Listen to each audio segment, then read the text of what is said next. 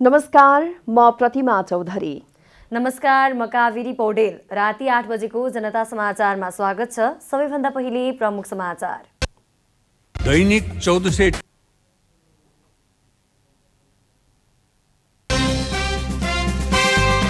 प्रधानमन्त्री ओली र नेकपा एमालेका वरिष्ठ नेता नेपाल बीच आज पनि भेटवार्ता। वार्ता सकारात्मक भएको सहभागी नेताहरूको प्रतिक्रिया।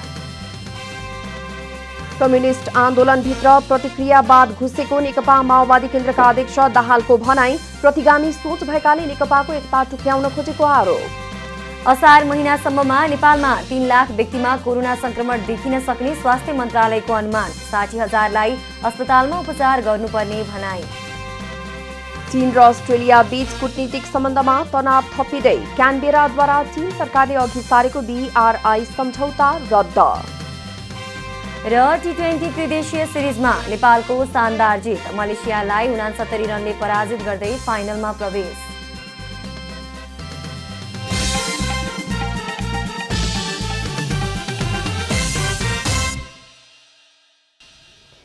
अब पुरा समाचार। प्रधानमन्त्री एवं नेकपा एमालेका अध्यक्ष केपी शर्मा ओली र एमालेका वरिष्ठ नेता माधव कुमार नेपाल बीच बिहिबार पनि भेटवार्ता भएको छ। दुई नेताबीच नक्सालस्थित होटल म्यारियटमा करिब 2 घण्टा भेटवार्ता भएको थियो।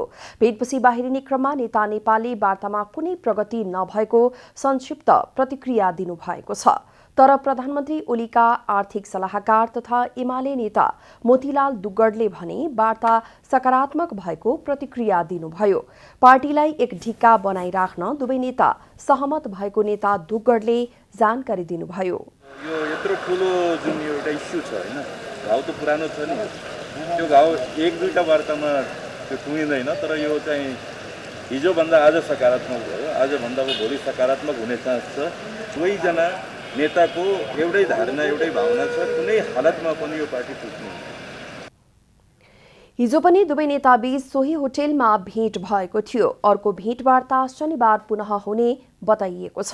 पछिल्लो समय तिक्ततापूर्ण सम्बन्ध भएका दुवै नेताबीचको भेटलाई अर्थपूर्ण रूपमा हेरिएको छ। प्रधानमन्त्री तथा नेकपा एमालेका अध्यक्ष प्रधानमन्त्री केपी शर्मा ओलीले पार्टी विरोधी गुटका गतिविधिलाई कुनै हालतमा स्वीकार नगरिने बताउनु भएको छ। आज बिहान बल्खु स्थित पार्टी कार्यालयको भवन शिलान्यास कार्यक्रममा बोल्दै प्रधानमन्त्री ओलीले गुटगत गतिविधि अस्वीकार गर्ने बताउनुभयो। अहिले सम्झाउने र सच्याउने प्रयास जारी राखेको र कसैले गल्ती महसुस गरेर पार्टीमा आए पार्टीमा काम गर्ने अवसर दिने उहाँले प्रश्न पार्नुभयो। कर्णाली प्रदेशमा फ्लोर क्रस गरेर पार्टीकै सांसदले मुख्यमन्त्रीलाई विश्वासको मत दिनुलाई उहाँले अराजकता संज्ञा दिनुभएको छ। पार्टीकै नाउँमा पार्टीभित्रबाट कहीँ फ्लोर क्रस गर्ने, नेपालको संसदीय आन्दोलन, लोकतान्त्रिक आन्दोलन र संसदीय इतिहासमा यति साह्रो अराजक यस्तो दृश्य कहीँ कहिल्यै पनि देखिएको छैन। बरु अलग भएका छन्, पार्टीभित्रै बस्ने, अनुशासनहीन काम गर्ने। त्यस्तै प्रधानमन्त्री ओलीले पार्टीमा काम गर्न अवसर दिन लागि विषयलाई कमजोरी नठान्न पनि चेतावनी दिनुभएको छ। आफूलाई केही पहिले पार्टीको साधारण सदस्य समेत नरहने गरी कारबाही गरिएको भन्दै उहाँले अहिले पनि निर्मम प्रहार जारी गरेको बताउनुभयो। पार्टी कब्जा गर्ने र आन्दोलन कमजोर बनाउन केही लागे पनि उनीहरू असफल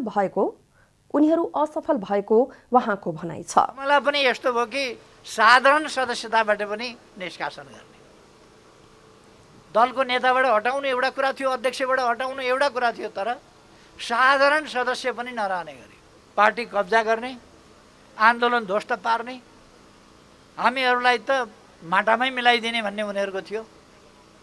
यस प्रकारले क्रियाकलापहरू गर्ने अहिले पनि चलिराखेका छन्।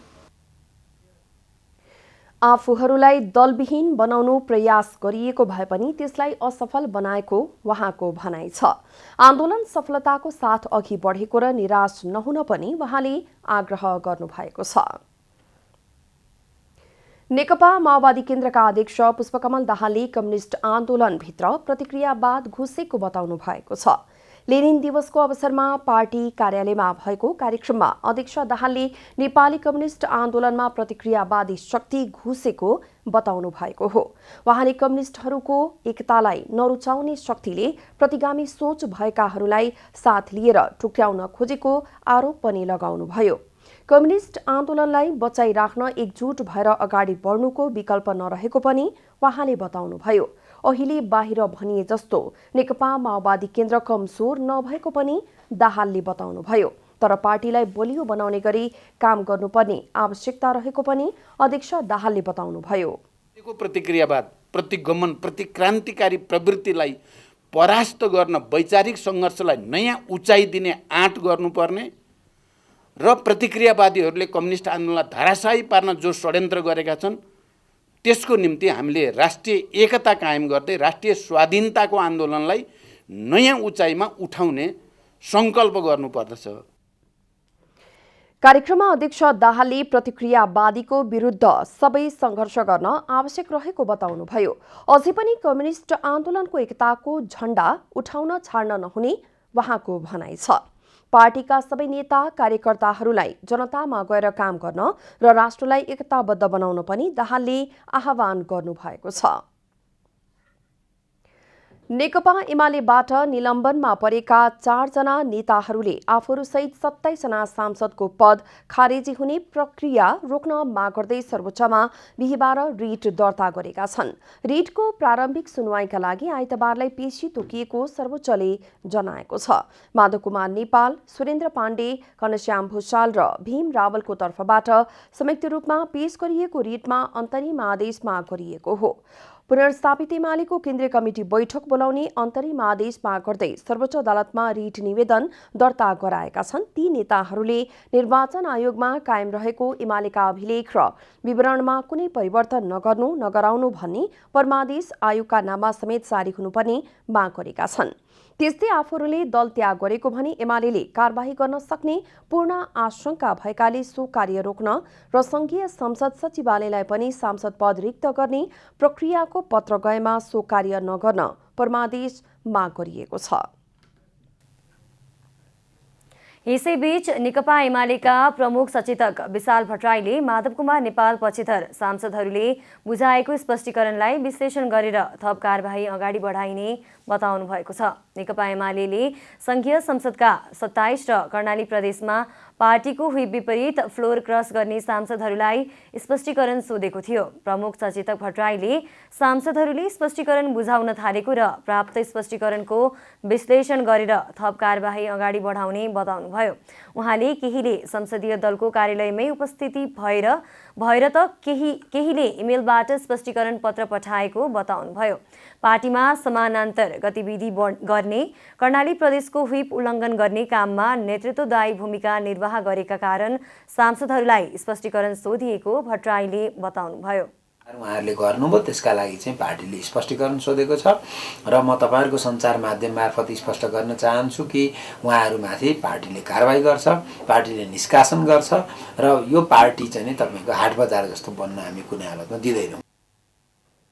प्रमुख सचेतक भट्टराईले कर्णाली प्रदेशमा पार्टीलाई व्हिपलाई उल्लङ्घन गर्दै अर्को राजनीतिक दलको सरकार टिकाउनु संसदीय इतिहासकै कलङ्क भएको भन्दै कर्णाली प्रदेश सभामा फ्लोर क्रस गर्ने सांसदहरूलाई पार्टीले निष्कासन गर्ने पनि बताउनुभयो। हामीले जारी गरेको व्हिपको उल्लङ्घन गर्दै अर्को कुनै राजनीतिक दललाई सहयोग गर्ने र उसको सरकार टिकाउने जुन खालको प्रयास गर्नुभयो त्यो संसदीय इतिहासमा एउटा कलङ्क हो र संसदीय व्यवस्थाको एउटा मूल मर्म के हो त भने पार्टीको निर्देशन पालना गर्ने।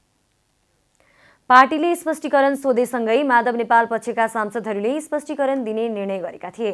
हाल सांसदहरूले स्पष्टीकरण बुझाउन थालेका छन्। यता पार्टीको विवाद समाधानको सम्बन्धमा बुधबार र बिहिबार प्रधानमन्त्री तथा पार्टी अध्यक्ष केपी शर्मा ओली र माधव कुमार नेपालले 2 पटक भेटवार्ता गरिसकेका छन्। नेपालमा पछिल्लो 24 घण्टामा थप 2428 जनामा कोरोना संक्रमण पुष्टि भएको छ। बिहिबार स्वास्थ्य तथा जनसङ्ख्या मन्त्रालयका अनुसार पछिल्लो 24 घण्टामा देशभर 10,001 नमुनाको PCR परीक्षण र 447 जनाको एन्टिजेन परीक्षण भएको थियो। त्यसमध्ये PCR विधिबाट 2,365 जना र एन्टिजेन विधिबाट 63 जनामा कोरोना संक्रमण पुष्टि भएको हो। काठमाडौँ उपत्यकामा भक्तपुरमा 81, ललितपुरमा 106 र काठमाडौँमा 987 जना संक्रमित थपिएका छन्। यससँगै नेपालमा कुल संक्रमितको संख्या 2,92,152 पुगेको छ। 252 जना उपचारपछि डिस्चार्ज भएसँगै निको हुनेको संख्या 2,76,345 पुगेको मन्त्रालयले जनाएको छ। यस्तै पछिल्लो 24 घण्टामा थप 5 जनाको मृत्यु भएको छ। नेपालमा कोरोना संक्रमणबाट मृत्यु हुनेको संख्या 3,117 पुगेको मन्त्रालयको तथ्याङ्क छ। स्वास्थ्य तथा जनसङ्ख्या मन्त्रालयले आगामी असार महिनासम्ममा नेपालमा 3 लाख व्यक्तिमा कोभिड-19 संक्रमण देखा पर्न सक्ने अनुमान गरेको छ। संक्रमित मध्ये 60,000लाई अस्पतालमा उपचार गर्नुपर्ने, 30,000 देखि 35,000 बिरामीलाई अक्सिजन दिनुपर्ने र 15,000 बिरामीलाई सघन उपचार कक्षा आइसियु आवश्यक पर्ने मन्त्रालयको अनुमान छ। स्वास्थ्य तथा जनसङ्ख्या मन्त्रालयले कोभिड-19 को युके भेरिएन्टको संक्रमण दर उच्च भएको र नेपालमा अहिले युके भेरिएन्ट देखा परेकाले अबको 3 महिना संक्रमण दर उच्च हुने देखाएको जनाएको छ। बिहिबार प्रतिनिधि सभाको अर्थ समितिको बैठकमा स्वास्थ्य तथा जनसङ्ख्या मन्त्रालयको आगामी बजेट सम्बन्धमा भएको छलफलमा मन्त्रालयका सचिव लक्ष्मण अरियालले एक तथ्याङ्क प्रस्तुत गर्दै असारसम्ममा 3 लाख संक्रमित हुने र ती संक्रमित मध्ये 60,000लाई अस्पतालमा उपचार गर्नुपर्ने, 30,000 देखि 35,000 बिरामीलाई अक्सिजन दिनुपर्ने र 15,000 बिरामीलाई सघन उपचार कक्ष आइसियु आवश्यक पर्ने बताउनुभयो। 3 लाखको इन्फेक्सन आउँदाखेरि करिब 60,000 बिरामीहरू चाहिँ हस्पिटलभित्र आउनुपर्छ भन्ने देखिन्छ। हस्पिटलभित्र आउनुपर्ने 60,000 बिरामीमध्ये 30,000 देखि 35,000 बिरामीलाई अक्सिजन दिनुपर्ने अवस्था पछिल्लो 10-15 दिनको डेटा एनालाइसिस गर्दाखेरि त्यो देखिन्छ भने 15,000 बिरामीको लागि चाहिँ क्रिटिकल केयरकै व्यवस्था आइसियु हाइफ्लो अक्सिजन चाहिने अवस्था पनि देखिन्छ। त्यो हिसाबले हामी त्यो तयारी गर्नुपर्छ। सचिव अरियालले पछिल्लो केही दिन काठमाडौँका अस्पतालमा आएका कोरोना संक्रमित बिरामीहरूको स्थिति छिटो क्रिटिकल अवस्थामा पुग्ने देखिएको पनि बताउनुभयो। तर पछिल्लो हामीले 2-3 हस्पिटलहरूको हेर्दाखेरि टेको हस्पिटल, पाटन हस्पिटल, एपिएफको हस्पिटल हेर्दाखेरि चाहिँ बिरामी चाहिँ असाध्यै चिकित्सा भएपछि अस्पताल आउने। पहिलो दिनमा उहाँहरू चाहिँ जेनरल बेडमा हुनुहुन्छ, दोस्रो दिनमा उहाँहरू आइसियुमा जानुहुन्छ, अक्सिजनमा जानुहुन्छ, तेस्रोमा आइसियुमा, चौथोमा भेन्टिलेटर, त्यसपछि 1-2 दिनको बिरामीहरू चाहिँ मर्न सक्ने, मरिरहेको अवस्था पनि देखिन्छ। यति छिटो संक्रमण बढिरहेको छ कि मलाई लाग्छ 2 दिनमै उहाँहरूको फोक्सोहरू चाहिँ व्हाइट कलरले कोटिया जस्तै देखिएको छ। भनेको एकदम संक्रमण चाहिँ असाध्यै संक्रमणशीलता छ। पहिलाको भाइरसले एकजनाले 4-5 जनालाई सार्न सक्थ्यो भने यसको 40 देखि 70 जनासम्मलाई सार्न सक्ने संक्रमणशीलता छ।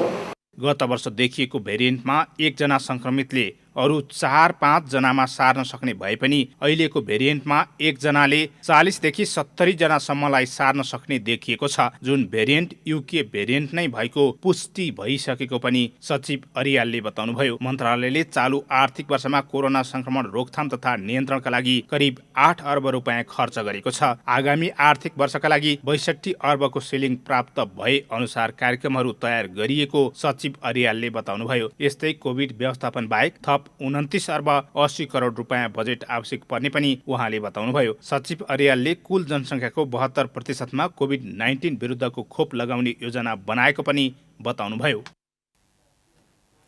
प्रतिनिधि सभाको राज्य व्यवस्था तथा सुशासन समितिले कोभिड-19 संक्रमणको रोकथाम तथा नियन्त्रण गर्ने सम्बन्धमा सरकारलाई निर्देशन दिएको छ। बजारमा कृत्रिम अभाव सृजना गरी दैनिक उपभोग्य वस्तुहरूको मूल्यवृद्धि र कालोबजारी हुने भएकाले बजार अनुगमन गर्न पनि समितिले निर्देशन दिएको छ। बिहिबार बसेको समितिको बैठकले कोभिड-19 को रोकथाम तथा नियन्त्रणमा सरकारले गम्भीरता नदेखाएको भन्दै प्रभावकारी रूपमा रोकथाम र नियन्त्रणका लागि सरकारलाई विभिन्न निर्देशन दिएको छ। समितिले यसअघि पटक पटक दिएको निर्देशनलाई प्राथमिकताका साथ कार्यान्वयन गर्न निर्देशन दिएको छ। भारतमा तीव्र गतिमा कोभिड-19 संक्रमण फैलिरहेको र भारत तथा विदेशमा रहेका नेपालीहरू नेपाल फर्कने क्रम बढेकाले सिमाना र विमानस्थल नजिक क्वारेन्टिन वा होल्डिङ सेन्टर निर्माण गरी कम्तीमा 10 दिन होल्ड गरी राख्ने र कोभिड-19 को परीक्षण गर्ने व्यवस्था मिलाउनुपर्ने निर्देशन छ। त्यस्तै बजारमा कृत्रिम अभाव सृजना गरी दैनिक उपभोग्य वस्तुहरूको मूल्यवृद्धि र कालोबजारी हुने भएकाले बजार अनुगमन गरी दोषी उप कारबाही गर्न समितिले निर्देशन दिएको छ। कोभिड-19 को संक्रमण भए नभएको सीमा नाकामा नै व्यापक रूपमा परीक्षण गरी रिपोर्ट नआएसम्म होल्डिङ सेन्टरमा होल्ड गरी राख्ने, नेगेटिभ रिपोर्ट आउनेलाई व्यवस्थित रूपमा अभिलेख राखी न्यूनतम 10 दिन क्वारेन्टिनमा राख्ने र पोजिटिभ रिपोर्ट आउनेलाई आइसोलेसनमा राख्ने व्यवस्था तत्काल गर्नुका साथै क्वारेन्टिन र आइसोलेसन केन्द्रहरू महिला मैत्री बनाउने। हरेक निर्वाचन क्षेत्रमा कोभिड-19 रोकथामका लागि सहयोग, समन्वय, सहजीकरण र अनुगमन गर्ने कार्यका लागि अनुगमन समिति निर्माण गर्न पनि समितिले निर्देशन दिएको छ। समितिले सञ्चालनमा रहेका आइसोलेसन कक्ष, आइसियुको क्षमता विस्तार, अक्सिजन आपूर्ति वृद्धि गर्नुपर्ने, सबै उमेर समूहका नागरिकहरूलाई सहज रूपले शीघ्र खोप लगाउने व्यवस्था तथा पर्याप्त अक्सिजन प्लान्ट व्यवस्था गर्न र कोभिड-19 को रोकथाम र नियन्त्रण गर्न आवश्यक पर्ने बजेट उच्च प्राथमिकतामा राखी बजेट रकमान्तर र विनियोजन गर्न तथा निजी अस्पताललाई कोभिड-19 का बिरामीहरूको उपचारका लागि कोटा निर्धारण गर्न पनि निर्देशन दिएको छ। संक्रमित व्यक्तिको उपचारलाई प्रभावकारी बनाउन हाल सञ्चालनमा रहेका आइसोलेसन कक्ष, आइसियुको क्षमता विस्तार, अक्सिजन आपूर्ति वृद्धि गरी उपचार नपाई अकालमा मृत्यु हुने अवस्थाको अन्त गर्ने। कोभिड-19 को खोप सबै उमेर समूहका नागरिकलाई सहज र शीघ्र रूपमा लगाउने व्यवस्था मिलाउने। गृह मन्त्रालयका सहसचिव जनकराज दाहालले समितिले दिएको निर्देशन अनुरूप गृह मन्त्रालयले कोभिड-19 को रोकथाम तथा नियन्त्रणका लागि आफ्नो संयन्त्र मार्फत काम गरिरहेको बताउनुभयो। पब्लिकलाई चाहिँ यो कोरोनाबाट बचाउने यो अभियानमा सरकार चाहिँ गम्भीर हुनुपर्छ, सरकार चाहिँ सिरियसली लाग्नुपर्छ, सरकारका संयन्त्र लाग्नुपर्छ भन्ने नै हो। त्यो हिसाबमा गृह मन्त्रालयले आफ्ना संयन्त्र मार्फत चाहिँ काम गरिरहेको छ। समितिको बैठकमा सम्बन्धित मन्त्रालयको मन्त्री नआएको भन्दै सांसदहरूले आपत्ति जनाएका थिए। पशुपति क्षेत्र विकास कोषले पशुपतिनाथको मन्दिरमा दर्शनार्थीहरूलाई दर्शन गर्न रोक लगाएको छ। कोरोना जोखिम बढेको भन्दै कोषले बिहिबार सूचना जारी गर्दै शुक्रबारबाट अर्को सूचना जारी नभएसम्मका लागि पशुपति लगायतका मन्दिरमा दर्शन गर्न दर्शनार्थीहरूलाई रोक लगाएको हो। मन्दिर खुल्ला रहँदा दर्शनार्थीको भिड बढ्न गई संक्रमण बढ्ने जोखिमलाई मध्यनजर गर्दै तत्कालका लागि मन्दिर दर्शनमा रोक लगाइएको कोषका कोषाध्यक्ष मिलन थापा बताउनुभयो।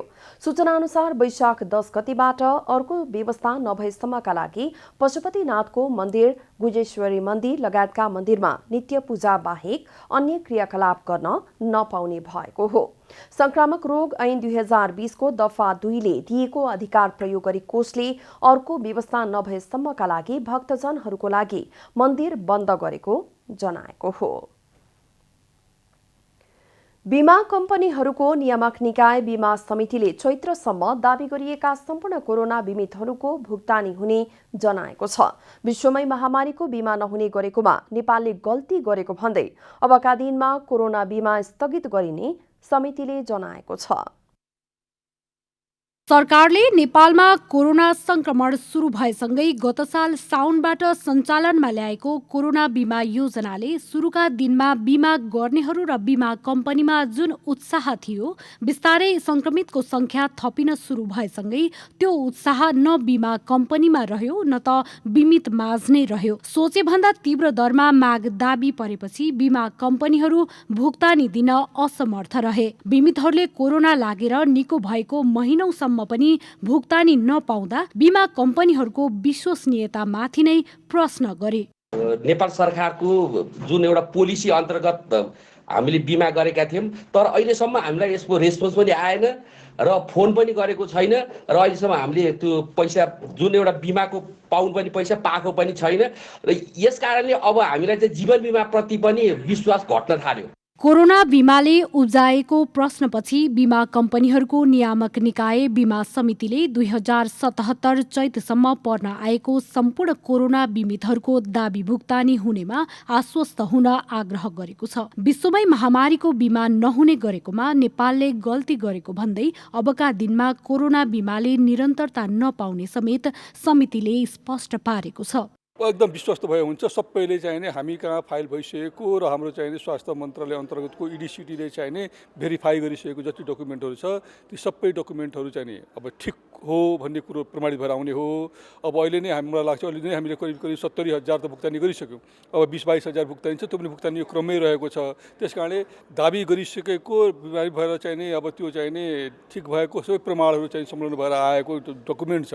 त्यो डकुमेन्टलाई चाहिँ नि कुनै कम्पनीले पनि म दिन्न भन्न पाउँदैन। कोरोना बीमाका दाबी मध्ये हालसम्म 70% भुक्तानी भएको र बाँकी 30%लाई छिट्टै भुक्तानी प्रक्रियामा लगिने समितिले जनाएको छ। टाइमली चाहिने जसले अब जसको चाहिने बिमा मेच्योर भयो त्यो मेच्योर भएको मान्छेलाई टाइमली खबर पठाउने, उसँग माग्नुपर्ने डकुमेन्ट एकैपल्टमा माग्ने र उसको खातामा चाहिँ पैसा जम्मा गरिदिने, एउटा समयभित्र एउटा समय तालिकाभित्र यो काम गर्नुपर्नेमा कतिपय ठाउँमा चाहिँ यो भएको छैन र हामीले असाध्यै गम्भीरतापूर्वक यसलाई हेरेका छौँ। किनभने त्यो बिमितले चाहिने धेरै आशा र अपेक्षाले त्यो पैसा जम्मा गरे हुन्छ, जब त्यो मेच्योर हुन्छ उसले तत्काल उसको भुक्तानी पाउनुपर्छ भन्ने हाम्रो पनि चाहना हो। समितिले पर्याप्त अनुसन्धान तथा जोखिम विश्लेषण नगरी अघि बढाएको कोरोना बीमा पोलिसीले पुँजीभन्दा बढी दायित्व सिर्जना भएपछि बीमा कम्पनीहरू पछि हट्ने स्थिति आएको हो। जीवन तथा निर्जीवन बीमा दाबी भुक्तानी प्रक्रियामा हुने गरेको ढिलाइ सुस्ती कम गर्न मातहतका कम्पनीलाई आवश्यक निर्देशन दिइसकेको पनि समितिको भनाइ छ। क्यामेरामा साजन थापाका साथ रूपा घिमिरे,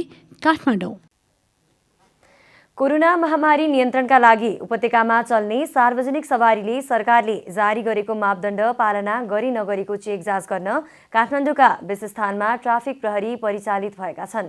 ट्राफिक प्रहरीले सार्वजनिक सवारीमा मापदण्ड पालना नगर्नेलाई कारबाही थालेको छ।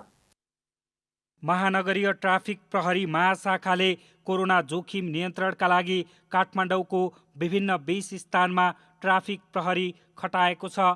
जिल्ला प्रशासन कार्यालय, यातायात व्यवस्था विभाग र महाशाखा बीच सोमबार बसेको बैठकले जारी गरेको सार्वजनिक सवारीमा मापदण्ड पालना गराउन महाशाखाले ती स्थानमा प्रहरी खटाएको हो। सवारी साधनमा चाहिँ सेनिटाइजर चाहिँ अनिवार्य चाहिँ ढोकामा राख्नुपर्ने र सिट जति सिट छ त्यो सिट बराबर मात्रै सवारी यात्रुहरू राख्नु पाइने, त्योभन्दा बढी यात्रु राख्यो भने चाहिँ त्यसलाई चाहिँ हामी कारबाहीको दायरामा ल्याइरहेका छौँ। बढी यात्रु राख्नेलाई चाहिँ कारबाहीको दायरामा ल्याइरहेका छौँ र अन्यलाई चाहिँ सम्झाउने, मास्क नलाउनेलाई मास्क लाउनलाई सम्झाइरहेको अवस्थाहरू चाहिँ छ। सीसीएमसीको बैठकले जारी गरेका मापदण्ड कार्यान्वयनका विषयमा काठमाडौँका प्रमुख जिल्ला अधिकारी कालीप्रसाद पराजुली, महाशाखाका प्रमुख एसएसपी जनक भट्टराई, विभागका प्रतिनिधि र यातायात व्यवसायका प्रतिनिधि बीच सोमबार जिल्ला प्रशासन कार्यालय काठमाडौँमा बैठक बसेको थियो। बैठकले काठमाडौँमा चल्ने सार्वजनिक यातायातमा लागू गरेको मापदण्ड पालना गर्दै चेक जाँचका लागि महाशाखालाई अनुरोध गरेको थियो। सवारी साधनमा भिडभाड हुँदैन, भिडभाड भएन भने कोरोना सङ्क्रमण सर्ने चाहिँ सम्भावना कम हुन्छ र त्यो सुरक्षित भयो भने सवारी साधन चलायो भने चलिरहेको छ। चल्न पायो भनेदेखि चाहिँ नि नभए चाहिँ नचल्ने अवस्था आयो, भोलि चाहिँ यसको पालना गरिएन भनेदेखि त्यहाँबाट कोरोना सर्ने अवस्था आयो भने सार्वजनिक रोक्नुपर्ने अवस्था आउनसक्छ। त्यो नआओस् भनेर यी सावधानीका उपायहरू चाहिँ अवलम्बन गरिएको हो। विभागले सिट क्षमताभन्दा बढी यात्रु नराख्ने, सबै यात्रुलाई मास्क अनिवार्य गर्ने, सवारी साधनको ढोकामा र सवारी साधनभित्र स्यानिटाइजरको व्यवस्था गर्ने, चालक तथा सहचालकले मास्क र भाइजर लगाउने, सवारी साधनलाई दैनिक रूपमा डिसइन्फेक्सन गर्ने नयाँ मापदण्ड लागू गरेको छ। लामो दूरीमा चल्ने सार्वजनिक यातायातमा बीच बाटोमा थप यात्रु नचढाउने गरी सुरु गन्तव्यदेखि अन्तिम गन्तव्यसम्म यातायात सञ्चालन गर्ने र यात्रुहरूको विवरण सीसीएमसीलाई उपलब्ध गराउने लगायतका नयाँ मापदण्ड लागू भएको छ। क्यामेरामा विष्णु थापाका साथ अभिषेक सापकोटा, काठमाडौँ। सांसदहरूले परराष्ट्र मामिला अध्ययन प्रतिष्ठानको संरचना नै बदल्नुपर्ने बताएका छन्। बिहिबार प्रतिनिधि सभाको अन्तर्राष्ट्रिय सम्बन्ध समितिले प्रतिष्ठानसँग गरेको छलफलमा सांसदहरूले परराष्ट्र मामिला अध्ययन प्रतिष्ठानलाई बलियो बनाउन धेरै काम गर्नुपर्ने आवश्यकता रहेको बताएका छन्। विभिन्न विधामा विज्ञता हासिल गरेका व्यक्तिहरूलाई स्थान दिन आवश्यक रहेको सांसदहरूको भनाइ छ। प्रतिष्ठानको कार्यक्षेत्र र अधिकार क्षेत्र स्पष्ट बनाएर मात्र प्रतिफल लिन सकिने सांसद पुष्पा भुसालले बताउनुभयो। त्यो संरचनालाई नै पहिला हामीले मजबुत कुन ढङ्गबाट बनाउन सकिन्छ त्यतातिर जानु पर्यो। एउटा दोस्रो कार्यक्षेत्र र अधिकार क्षेत्रलाई पनि प्रष्ट रूपबाट निर्धारण पनि गर्नु पर्यो, अधिकार क्षेत्र र कार्यक्षेत्रलाई। नेकपा एमालेका सांसद दीपक प्रकाश भट्टले परराष्ट्र मामिला सम्बन्धमा सरकारसँगै परराष्ट्र मामिला अध्ययन प्रतिष्ठान के गरिरहेको छ भन्ने थाहा पाउन मिडियामा आउने समाचारको भर पर्नुपर्ने अवस्था रहेको बताउनुभयो। तर हाम्रो बुझाइ र सहकार्यमा रहेको ल्याकिङको कुरा हामीले त्यहाँ पनि पोइन्ट आउट गर्यौँ। त्यो सिङ्गो परराष्ट्र नीतिको छलफल हुँदा समिति कहीँ पनि एङ्गेज भएन, समितिलाई जानकारी समेत भएन र के छलफल भइरहेको छ भन्ने कुरा पनि मिडियाबाट थाहा पाउने कुरा भयो। नेकपा एमालेका अर्का सांसद मोहन बानियाले नेपालले पक्ष राष्ट्र भई गर्ने हरेक सन्धि सम्झौता हरेक नागरिकले बुझ्न पाउनुपर्ने बताउनुभयो। सार्वभौम संसदका प्रतिनिधिले समेत नेपालले गरेका सन्धि सम्झौताबारे बेखबरको अवस्था रहेको बताउनुभयो। हरेक सन्धि सम्झौता एक्टहरू हुन्छ, राज्यको नागरिकले चाहिँ बुझ्न पाउनुपर्छ, त्यो सबै जनजनमा चाहिँ थाहा हुनुपर्छ त्यो कुरा। त्यो थाहा भएन भने चाहिँ कहाँनिर कतिखेर चाहिँ हाम्रा चाहिँ पुर्खाहरूले सन्धि सम्झौता गरे। परराष्ट्र मामिला अध्ययन प्रतिष्ठानले नेपालको वैदेशिक मामिला एवं अन्तर्राष्ट्रिय सम्बन्धमा आपतकालीन तथा दीर्घकालीन नीति तर्जुमा गर्ने नेपाल सरकारलाई परामर्श प्रदान गर्ने काम गर्दै आएको छ। अब आर्थिक समाचार। आर्थिक समाचारका साथमा अर्घाखाँची ओपिसी सिमेन्ट, सबैभन्दा स्तरीय सिमेन्ट।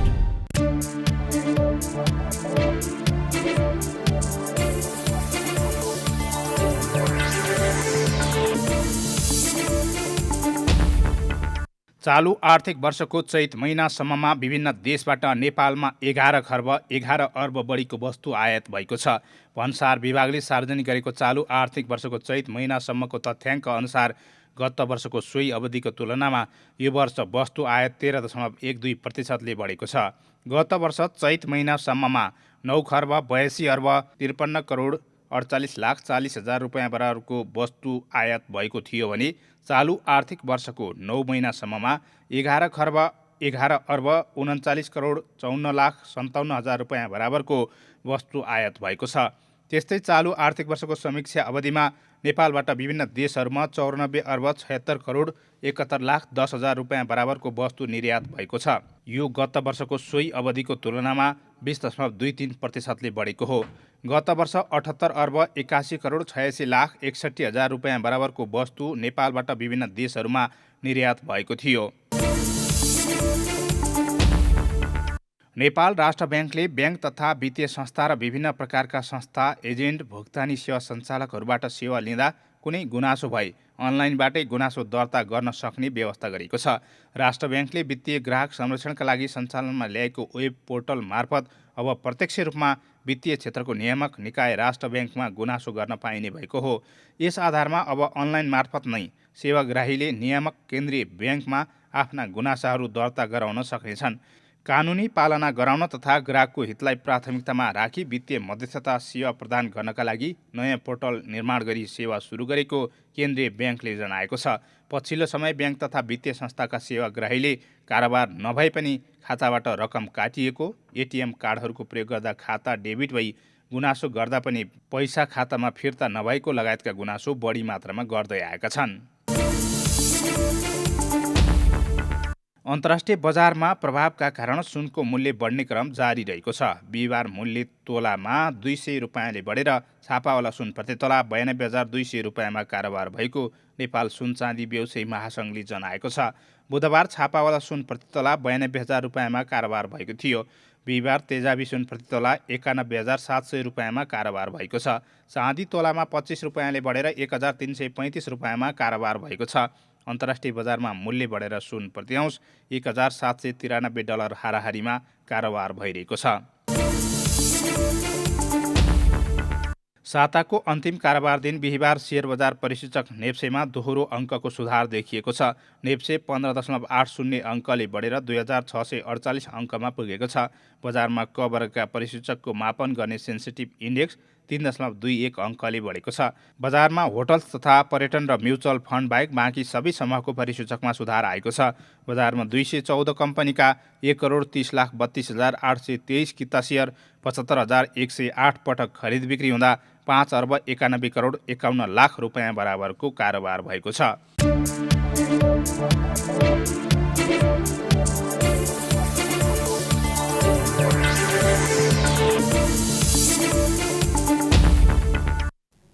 अब खेलकुद समाचार।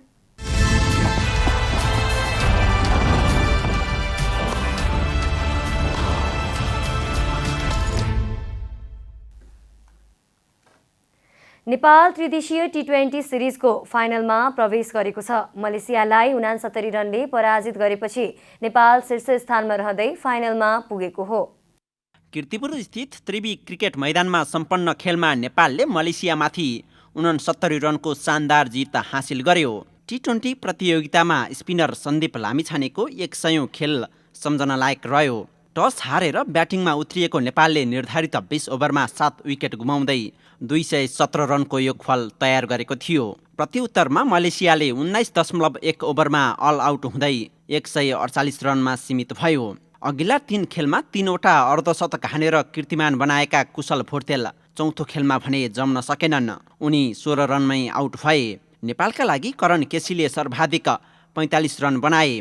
त्यस्तै आसिफ शेखले 42 रन, कप्तान ज्ञानेन्द्र मल्लले 41 रन, दिपेन्द्र सिंह एरीले 33 रन बनाए। यता कुशल मल्लले अभिजित 19 रन, विनोद भण्डारीले 8 र सोमपाल कामीले 2 रन बनाएका थिए।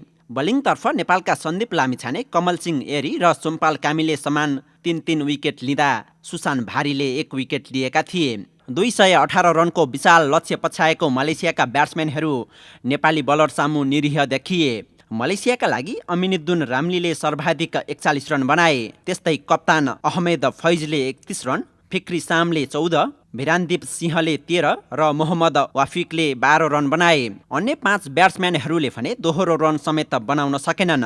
बलिङतर्फ भने सायद अजिज, फिक्री सान र अनवर रहमानले समान 2-2 विकेट लिए। त्यस्तै मोहम्मद वाफिकले 1 विकेट लिएका थिए।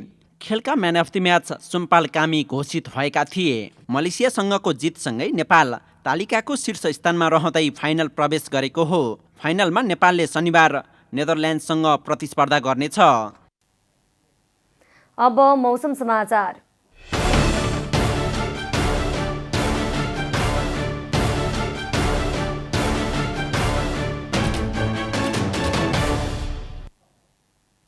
आज राति देशका पहाडी भूभागहरूमा आंशिकदेखि सामान्य बदली रही बाँकी भूभागका थोरै स्थानहरूमा मेघगर्जन र चट्याङसहित हल्का वर्षाको सम्भावना रहेको जल तथा मौसम पूर्वानुमान महाशाखाले जनाएको छ। अब देशभरका विभिन्न स्थानका मौसम सम्बन्धी थप विवरण।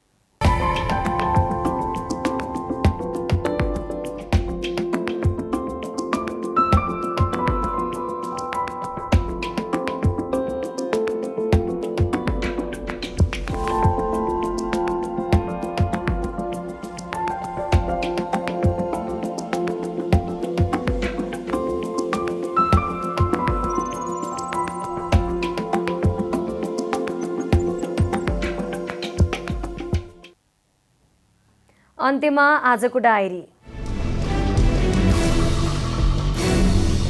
प्रधानमन्त्री एवं नेकपा एमालेका अध्यक्ष केपी शर्मा ओली र एमालेका वरिष्ठ नेता माधव कुमार नेपाल बीच आज पनि भेटवार्ता भएको छ।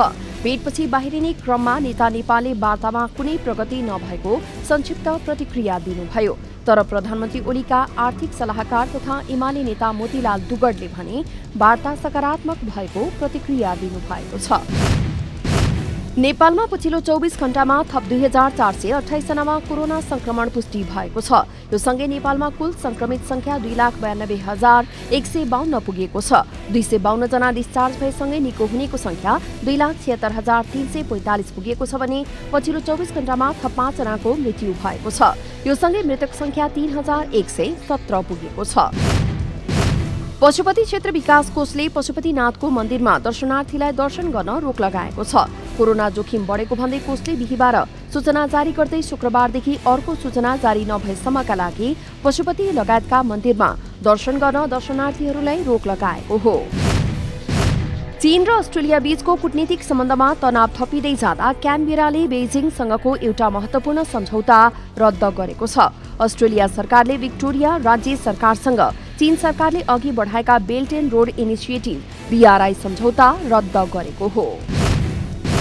नेपाल त्रिदेशीय टी20 सिरिजको फाइनलमा प्रवेश गरेको छ। मलेसियालाई 69 रनले पराजित गरेपछि नेपाल शीर्ष स्थानमा रहँदै फाइनलमा पुगेको हो। मलेसियासँगको जितपछि नेपाल तालिकाको शीर्ष स्थानमा रहँदै फाइनल प्रवेश गरेको छ।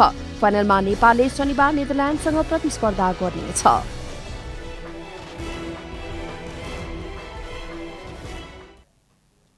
जनता समाचार अहिलेलाई यति नै। जनताद्वारा जनताका लागि प्रसारित जनता टेलिभिजनका कार्यक्रमहरू युट्युब, ट्विटर, फेसबुक र हाम्रो वेबसाइट जनतासमाचार.com पनि पढ्न र हेर्न सक्नुहुनेछ। सूचनामा तपाईको सहभागिता, समयमा समाचार हाम्रो प्रतिबद्धता। कोरोना भाइरसको संक्रमणबाट बस्न नियमित रूपमा साबुन पानीले मिची मिची हात धौँ, भिडभाडबाट टाढै रहौं। नमस्कार।